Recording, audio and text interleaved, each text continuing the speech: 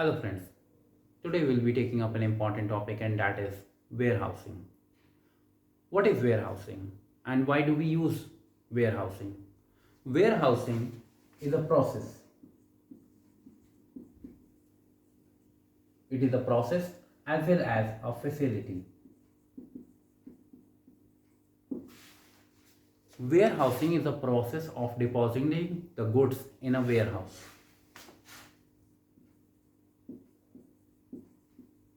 And hence we get the term warehoused goods. Warehoused goods. What are these warehoused goods? Goods that have been kept in the warehouse. Goods kept in warehouse.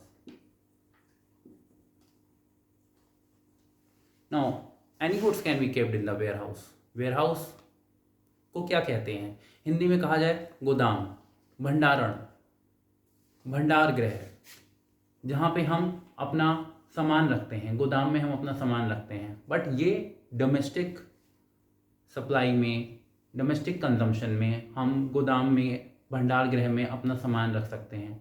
जब हम इसको import और export के संदर्भ में समझते हैं, then we understand it in the context of import and export, then goods always refer to the imported goods or the exported goods. If we talk in terms of the imported goods, then the concept of warehousing tells us warehousing of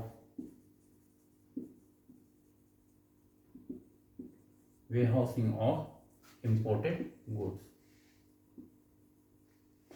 Now when we talk about the warehousing of imported goods, then we must understand both these topics.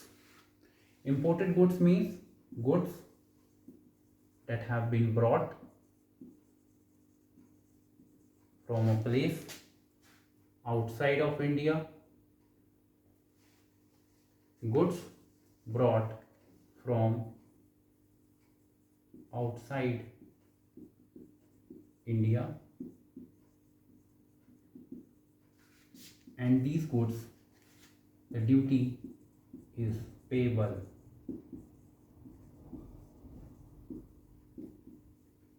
And since it has not been removed for the home consumption, that means that it is yet not paid. Now when we consider the scenario where the imported goods have been brought from outside India and the duty is still payable and not being paid, so the facility comes into picture. Duty. Duty is a very important scenario. Now, to delve deeper, I will be rubbing it and processing ahead.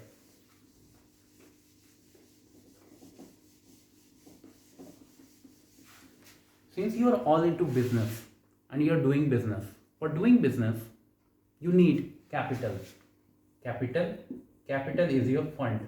Capital refers to the fund.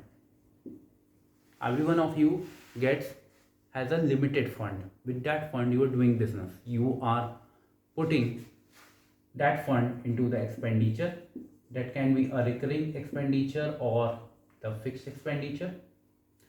You are getting certain things that you are using in your normal scenario. Now why I am discussing it is the duty. Let's say for example it is being charged at the rate of 18%. Roughly you can say it comes to 20% or effectively 30%. 30% of the duty has to be paid by the importer once he imports certain goods. When a particular importer, a particular business person is buying any goods from a foreign supplier, then what he generally makes into picture? The transaction value, the price. So let's suppose he buy the goods for 1 crore. Why 1 crore? Because to understand this particular concept, you must understand that suppose he buys the goods for 1 crore. And when the goods come into India, then at an approximate, if you say 30% duty is payable, if 30% is effective duty is payable on this product, then he needs 30 lakhs. What he needs? He needs 30 lakhs to give to the government as a duty. However, while bringing the goods of value 1 crore and paying the duty 30 lakhs, he has already paid the freight.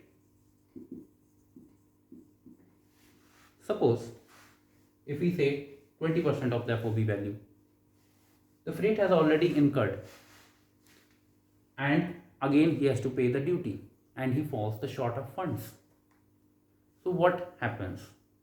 He requests to the government that he is not having the funds currently to clear the goods. So the government has given him the facility for the deferred payment of duty. You should not confuse it with the deferred payment of duty, but it is a facility that he can pay the duty at a later stage. Since the duty is still payable on the imported goods, so the government keeps the custody of these goods in the custom area, so they deposit the goods under their control. Once the goods are deposited under their control, and when later on the importer will have the sufficient fund to clear that particular goods from the government control, he pays the duty and takes the ownership of that goods. So we come to the facility part. This was all to make you understand how warehousing is a facility that has been extended by the government to the importers. Facility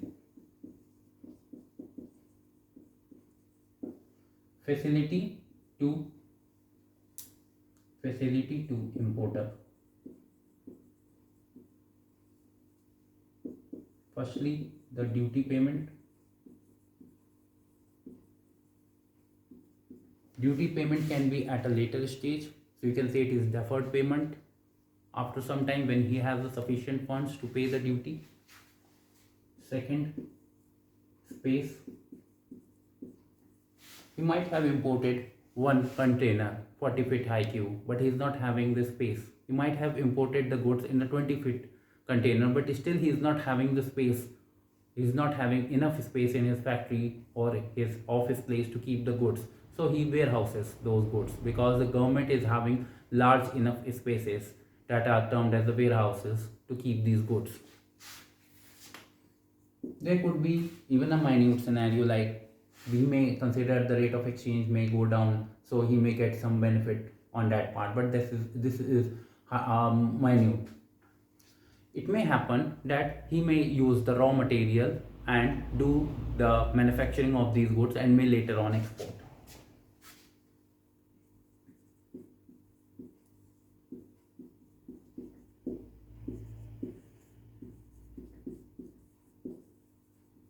This is the important part, because manufacturing takes place inside the warehouse under bond, and the goods get exported. And this is also important, and this is also important. The duty payment can be done at the later stage when he has a sufficient fund. So this is a facility that has been extended by the government to the importer. Now, coming to the space part.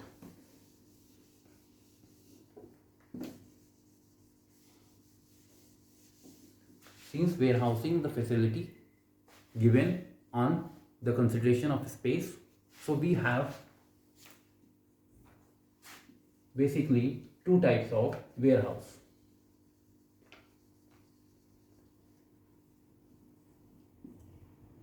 The public warehouse and the private warehouse.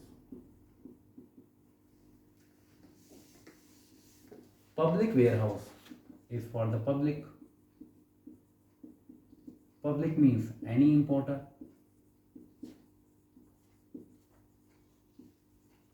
Private means one individual, the licensee of the warehouse.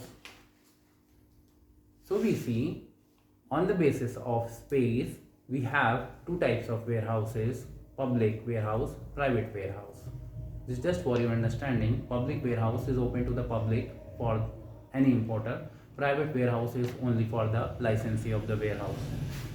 The custom provisions that deals with are section 58, section 57, and section 58. Section 57 deals with the public warehouse. Section 58 deals with the private warehouse.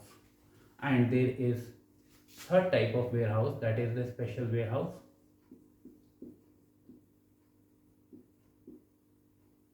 That comes under section 58A. This is for certain special goods like gold, silver, and for the goods that are to be delivered to duty-free shops.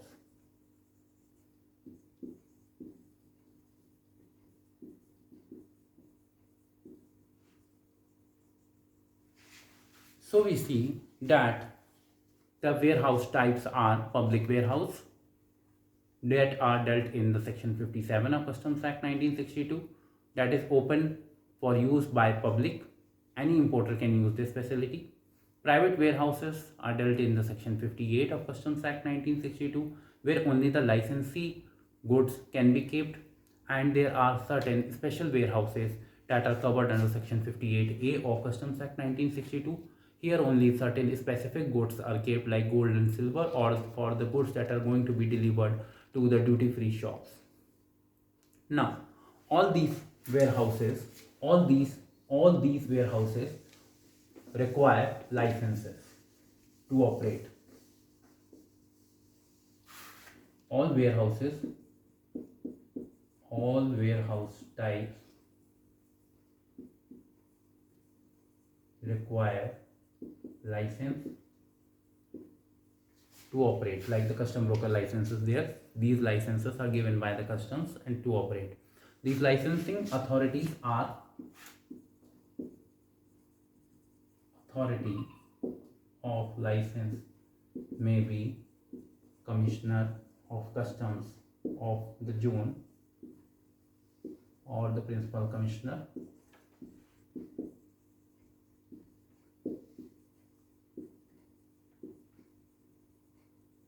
Now this particular license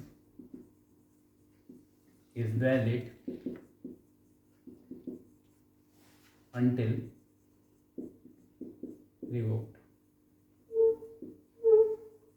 License for the warehouse once given remains valid till it is surrendered or till it is revoked.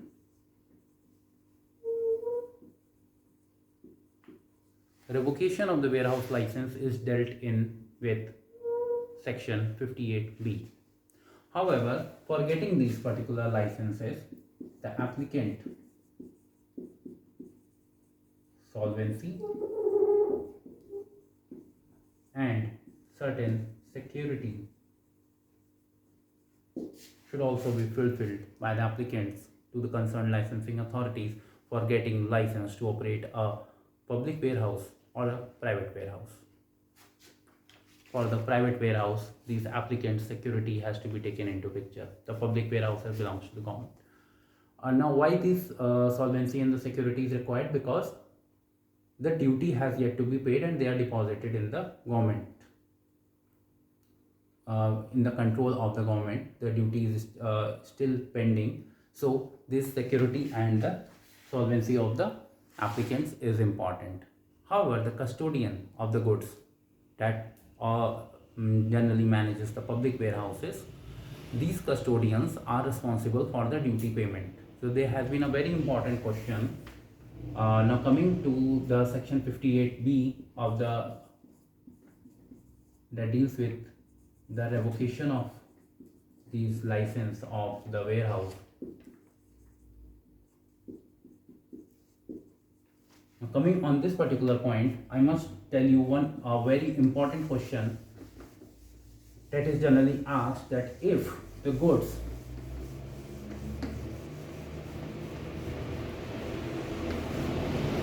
are there, they are kept in the warehouse, but they get pilfered, stolen, चोरी हो गई goods की, the importer is not liable to pay the goods, duty on the goods. Section 13 says that duty on the pilfered goods. If the due goods are pilfered, stolen, the importer is not liable to pay the goods. Then who is liable to pay the goods? Will the government say that I'm not going to take the duty because the goods have been pilfered? Whose responsibility was it to pay the duty? Because the duty was yet not payable, not paid on the goods. So the custodian was responsible. Custodian was responsible to pay the duty on those goods that have been pilfered. Importer will not pay the duty, but the custodian will pay the duty. This has been a very important question in 2019 or 2020 question paper. Now, since the custodian is responsible for paying the duty to the government, security comes into picture that he has to give while applying for the warehouse license. Now, this custodian can be for the public also and for the private also. So the duty is equally payable. Even the government departments are separate legal entities. But we generally talk, when we talk about the warehouses, we talk about the private warehouses in general. So the solvency of that particular person is also equally important, because he can say at any moment he does not have the money and the goods, and the duty liability is still standing. So section 58B, it deals with the revocation of the license of the warehouse. Why the revocation will take place? The revocation of the licenses, custom broker license, is also there, that we will be dealing with in the CBLR, custom broker licensing regulation video later on. Why the revocation of license will take place? Revocation will take place if any contravention of law has taken place, or the directives of the proper officer of customs is violated.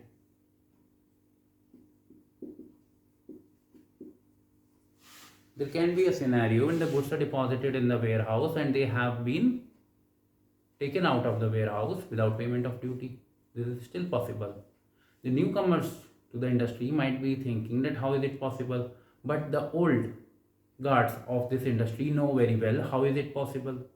So if any duty is payable, if the officer is saying that it has to be, the case has to be adjudicated and I will be doing it say tomorrow, but someone gets the time and he takes out the goods, then whose liability it is? It is liability of the custodian to pay the duty. So if such violations takes place, this is just to tell you that how the violations can take place. Violations can certainly take place.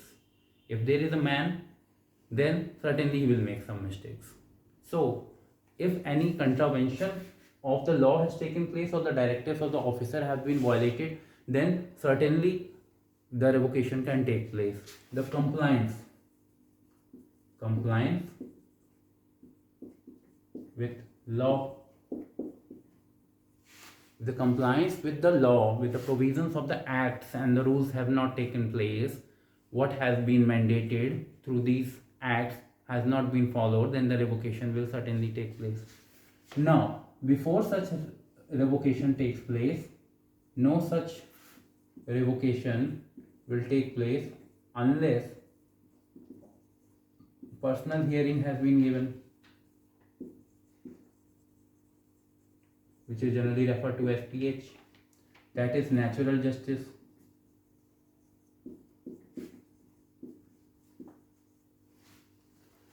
That we generally say that an opportunity of representation has not been given. So the opportunity of representation will be given, then only the things can proceed. However, coming to the procedure, once anything has to be revoked, whether it is the warehouse license or the custom broker license, firstly what happens? Suspension takes place. Once the suspension takes place, then no more new goods or the new things will take place, but all those goods that have been kept in the warehouse will continue to be in the warehouse. Once the suspension has been given, the opportunity of personal hearing will be there. If in the hearing the customer is satisfied, then he may allow to work. If they are not satisfied, then he may not allow to work. When he may not allow to work, then he will prohibit. When he will prohibit, the revocation will certainly take place. If the personal hearing or the opportunity for representation is not satisfactory to the customer, then what will happen? Within 7 days, all the goods that have been kept in the warehouse has to be removed. How they will be removed? Either they will go to some new warehouse, or they will be removed for home consumption, or they will be exported. Now, later sections in the Custom Act that deals with the warehouse are, as we have dealt with 57, 58 and 58A. 58. Sorry, moving it. Revocation of anything is a bad point, whether it takes place of the custom broker license or warehouse license or anything. It's the most painful part. It's very good to hear these things, to learn these things in the regulations, because custom broker licensing regulation, one particular regulation is there. How does the revocation takes place and what is the procedure for that? It is very easy, it is very attractive when we are learning these things, but it is very painful when we are facing those things. So if anyone requires any help in these aspects, he can take my help. However, coming to the sections of Customs Act that deals with the warehousing, we have already dealt with 57, 58, 58A, 58B. Proceeding ahead, 59, it talks about the warehousing bond or the procedure for warehouse. As I have told that warehousing is a facility where and certain manufacturing can take place. Then 65 and 66 deals with that. 71 is removal of the warehousing goods from the warehouse. Removal orders and the other things are dealt in this. However, when we are taking the goods for the warehousing and the warehousing facility is being utilized, then what is the cycle of import? In section 46 itself, the bill of entry is filed for the warehousing, requesting the warehousing. Then under section 12, once the goods come, it becomes a dutiable goods. The bill of entry has to be filed under section 46, whether for the home consumption or for the warehousing. Then section 14, it deals with the valuation of the goods. 17 deals with the assessment of the goods. Before that, section 15 will be there, date for the determination of rate of duty and tariff valuation of the imported goods. 16 similarly for the exported goods were there. 17 assessment to duty. 18 provisional assessment to duty. 47, in the 47 out of charge is given, but in case of warehoused goods, ex bond B is filed in under section 68, so the warehousing gets complete and the removal order for the home consumption is given. So there are certain other later sections in the warehousing that will be taking up in the later videos. Thank you.